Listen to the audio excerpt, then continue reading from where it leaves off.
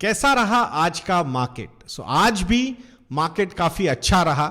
Sensex जो है वो फिर से एक बार 60,000 के ऊपर जा चुका है। लार्ज कैप इंडाइसेस की अगर हम बात करते हैं, सेंसेक्स या निफ्टी 0.67 टू 0.68% तक दोनों इंडाइसेस ऊपर थे। Bank Nifty was the major reason for these large cap indices to go up, क्योंकि इन लार्ज कैप इंडाइसेस में सबसे स्ट्रांग सेक्टर या सबसे ज्यादा वेटेज वाला अगर कोई सेक्टर है तो वो है banking and financial services sector. तो वही सेक्टर अगर आज 1.23% ऊपर जाएगा तो ऑब्वियसली सेंसेक्स एंड निफ्टी भी आज अच्छे परफॉर्म करेंगे, और वही होता हुआ हमने देखा है। But this was a broader level rally. Small cap और मिड कैप इंडाइसेस भी आज ऊपर थे। स्मॉल कैप 250 अगर इंडेक्स हम देखते हैं तो that index was up by 0.47%, and mid cap 150 index अगर हम देखते हैं so that index was up by 0.27%। तो अब कुछ लार्ज कैप, कुछ मिड कैप, कुछ स्मॉल कैप स्टॉक्स की मूवमेंट को थोड़ा सा एनालाइज करने की कोशिश करेंगे हम। वो भी थोड़ा सा मतलब रीजंस, फंडामेंटल रीजंस क्या थे, रीजन फॉर मूवमेंट ऑफ दो स्टॉक्स, वो समझने की कोशिश करते हैं। सो आज HDFC लाइफ ये जो स्टॉक था वो 6.67% ऊपर गया। क्या रीजन था? तो HDFC लिमिटेड और HDFC बैंक का जो मर्जर होने वाला है, तो ये जो मर्ज्ड एंटिटी है उसको परमिशन दिया है रिजर्व बैंक ऑफ इंडिया ने कि आप HDFC लाइफ और HDFC अर्गो में 50% से ज्यादा अपना स्टेक बढ़ा सकते हो। Currently that stake is between 48 to 49%, मतलब मोर देन 1% वो स्टेक बढ़ सकता है। And maximum limit to have in companies में, ऑब्वियसली मतलब लाइफ तो लिस्टेड कंपनी है, but up to 100% also they can raise that stake. So यहां अगर ये एक HDFC बैंक के अंडर ही ये एंटिटी आ जाएगी as a subsidiary, listed subsidiary, तो वहां एक कॉन्सेंट्रेटेड एफर्ट फॉर बिजनेस हो सकता है। सो वो दोनों के इंटरेस्ट अगर अलाइन करके बिजनेस किया जाएगा तो काफी अच्छी ग्रोथ हो सकती है, ऐसा मार्केट को लग रहा है। एंड दैट्स व्हाई आज यहां पे अपमूव हुआ है। बहुत दिनों से बहुत सारे स्पेकुलेशंस, फिर बाद में न्यू टैक्स रेजिम के चक्कर में इन स्टॉक्स पे थोड़ा सा प्रेशर बना था, तो ये न्यूज मार्केट ने एक पॉजिटिव न्यूज बोल के ली है, एंड दैट्स व्हाई आज ये मूवमेंट हमने HDFC लाइफ में देखा है। अब दूसरा लार्ज कैप स्टॉक जहां पे मूवमेंट हुई थी वो है टाटा कंज्यूमर प्रोडक्ट्स लिमिटेड। इस स्टॉक में 4.59% आज स्टॉक ये बढ़ा है। रीजन क्या है? कल रिजल्ट्स आने वाले हैं and speculations are quite high.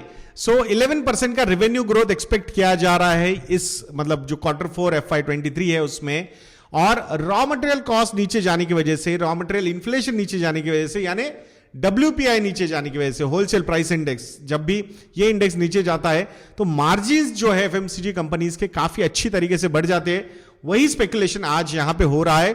सो अभी तक रिजल्ट्स आए नहीं है, but speculators, operators are quite active in the market, and that's why आज स्टॉक को ऊपर लेके जाया गया है। अगर ये एक्सपेक्टेशन के हिसाब से परफॉर्म नहीं करता है कंपनी, रिजल्ट्स वैसे नहीं आते, तो वहां पे प्रेशर बन सकता है। But this is one company from the long term point of view, अगर हम बात करते हैं अर्निंग विजिबिलिटी या फिर ग्रोथ पोटेंशियल या फिर एक फोकस्ड अप्रोच जो टाटा ग्रुप का हमें नजर आ रहा है रिटेल सेगमेंट में, FMCG सेगमेंट में, उसमें एक बहुत बड़ा प्लेयर ये बन सकता है उस इकोसिस्टम का। एंड दैट्स व्हाई TCPL एक ऐसी कंपनी है, टाटा कंज्यूमर प्रोडक्ट्स लिमिटेड, जो आपकी रडार पे होनी चाहिए, ऐसा मुझे जेन्युइनली यहां पे लगता है।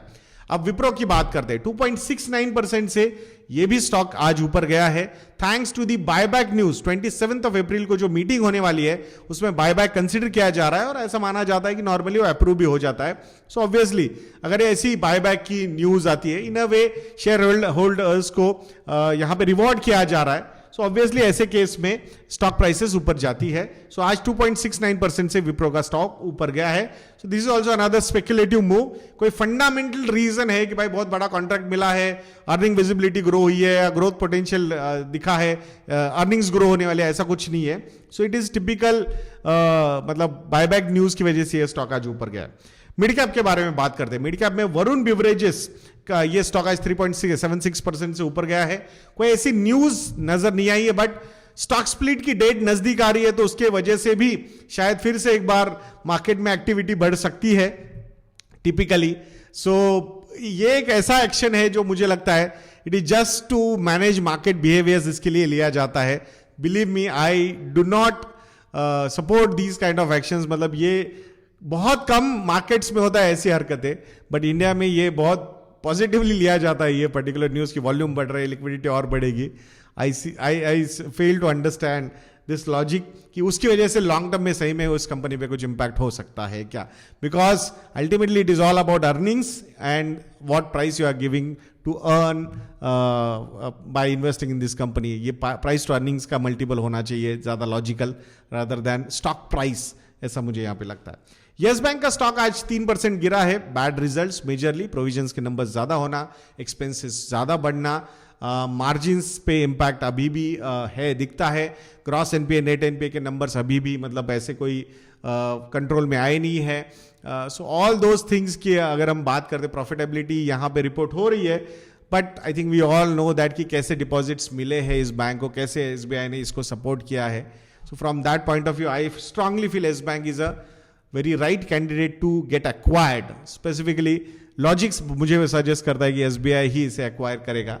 Let's see, time will tell whether I am right or wrong. Small cap stock के बारे में भी बात करते हैं. तो स्मॉल कैप में रेल विकास निगम लिमिटेड की आज बात करनी होगी. 14% से ये स्टॉक आज ऊपर गया है. क्या रीजन है उसके पीछे? Cements and rail Vikas Nigam limited, ये दो कंपनीज का जो कंसोर्शियम है, उन्होंने 2 ऑर्डर्स मिले उनको गुजरात रेल मेट्रो रेल की तरफ से. सो 40 किलोमीटर और 25 किलोमीटर की लेंथ का वो ऑर्डर मिला है. सो उसकी वजह से ही ऑब्वियसली कि यहाँ पे आज स्टॉक ऊपर गया है. सो ऑब्वियस मतलब स्मॉल कैप स्टॉक है, वॉल्यूम्स कम है, तो ऑटोमेटिकली आई थिंक अगर ऐसे पॉजिटिव न्यूज़ आते हैं तो इमिडिएटली इम्पैक्ट स्टॉक प्राइस पे हो जाता है. बाकी ओवरऑल अगर आप बात करोगे तो बहुत सारा मार्केट में जो न्यूज़ है, निगेटिव न्यूज़ ऑलरेडी डिस्काउंट होके उसमें हमने टाइम करेक्शन, प्राइस करेक्शन देखे थे. अनटिल अनलेस मार्केट में कोई बहुत बड़ा निगेटिव न्यूज़ या ब्लैक स्वान इवेंट नहीं हो जाता, I seriously doubt there will be any big correction or crash. Time correction is what I was expecting, but markets are surprising all of us by going up. That's why कुछ दिनों पहले I have said that कि pessimism में ही, negative atmosphere में ही markets अपने bottom बनाते हैं and वो bull rally शुरू हो जाती है. Lot of people criticize me for that, but believe me, जो 12-15 साल का experience है इस market में जो देखा है, not trying to speculate, but that's how your regular investing, मतलब हमारा एक ऑब्जेक्टिव क्या है अल्टीमेटली कि ये staggered way of investing, regular way of investing, systematic investing, these are very important steps in achieving your financial freedom, achieving your financial goals. उसको कभी भी डिसकंटिन्यू मत कीजिएगा इन द शॉर्ट ड्यूरेशन में जो भी आपको प्रेडिक्शंस मिल जाते हैं कहीं से. So it's always better to follow a financial planning approach. Financial goals के हिसाब से, अपने इनफ्लोज आउटफ्लोज, अपने सरप्लस के हिसाब से, अपने रिस्क प्रोफाइल के हिसाब से अपने पोर्टफोलियोज बिल्ड कीजिए दोस्तों. उसमें अगर कुछ पोर्टफोलियो मैनेजमेंट में हेल्प चाहिए, इन्वेस्टमेंट मैनेजमेंट में हेल्प चाहिए, फाइनेंशियल प्लानिंग में हेल्प चाहिए, एडवाइजरी में हेल्प चाहिए, तो आप हमारे रिलेशनशिप सेल से कॉन्टैक्ट कर सकते हो. 1-on-1 sessions are also available with Gaurav या फिर मी. एंड अगर आपको रेडीमेड मॉडल पोर्टफोलियो चाहिए तो वो भी हमारी वेबसाइट पे अवेलेबल है. यज्ञ ये प्रोमो कोड यूज कीजिए and get 30% discounts on our model portfolio subscription. तो investindia.in को विजिट करना बिल्कुल मत भूलिएगा और हमें कॉन्टैक्ट भी कीजिएगा if you want any help in portfolio management. आशा करता हूँ आप जरूर हमें कॉन्टैक्ट करोगे. Contact details are available on our website. तो ऐसे वीडियोस के लिए चैनल पे बने रहिए. वीडियो को लाइक करना, शेयर करना और चैनल को सब्सक्राइब करना बिल्कुल मत भूलना. नेक्स्ट वीडियो में मिलते हैं. जय हिंद.